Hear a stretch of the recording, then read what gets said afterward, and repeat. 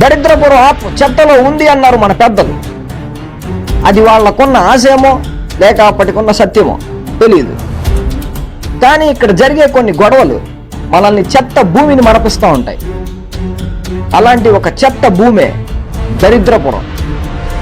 తమ చెత్త కోసం, చెత్త కుప్ప కోసం, చెత్త ఎత్తటం కోసం తమ ఆస్తుల్ని, ఆశయాల్ని, ఆనందాల్ని, చివరికి తమ జీవితాలను కూడా పణంగా పెట్టి చెత్త కోసం పోరాడుతున్నారు ఈ ప్రాంతంలోని కొంతమంది ప్రజలు.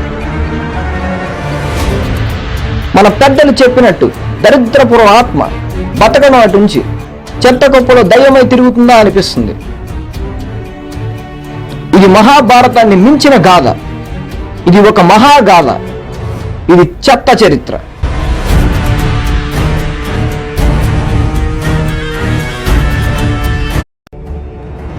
ఈ కథలోని ముఖ్య పాత్రధారి నిద్రలేని రవి తాను రోజు వెళ్లే ప్రదేశానికి చెత్త ఎత్తుకోవడానికి వెళ్తున్నాడు.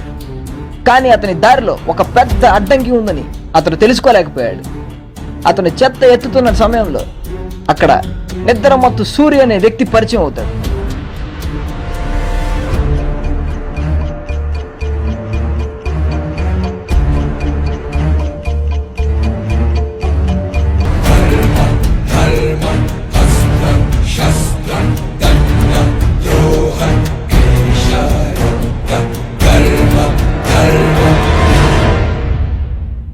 Who's the hero?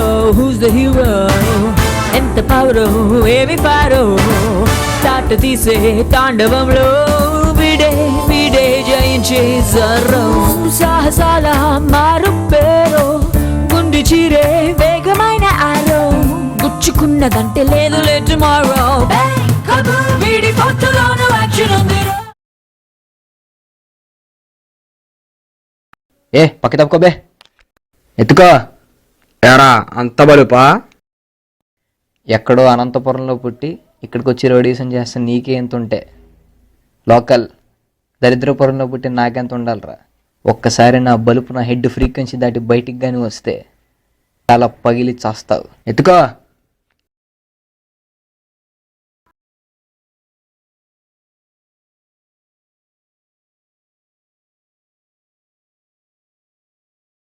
రే అది నా చెత్త. నన్ను తిడతావా? నిన్ను, నీ వాళ్ళని ఇంకా ఎవ్వరిని వదలను. ఒక్కొక్కడి ఒంట్లో కత్తి దింపుతా.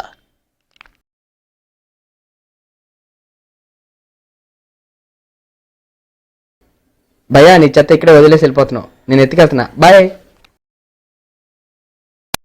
వాడు పోతే వీడు, వీడు పోతే నేను, నేను పోతే నా అమ్మ, మొగ్గుడంటే ఎవడైనా నా చెత్త కుప్ప జోలికి వస్తే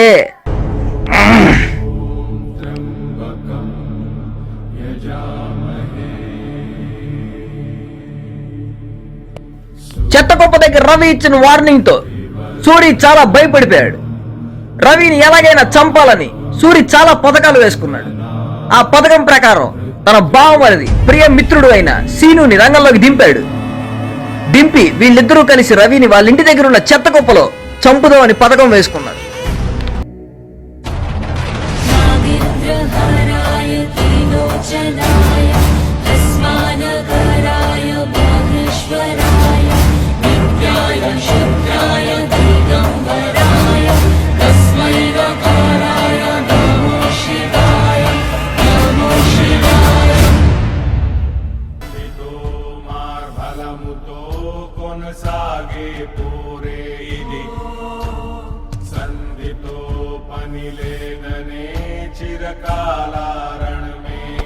చెత్త కుప్పతో సావాసం, చెత్తతోనే సమాప్తం.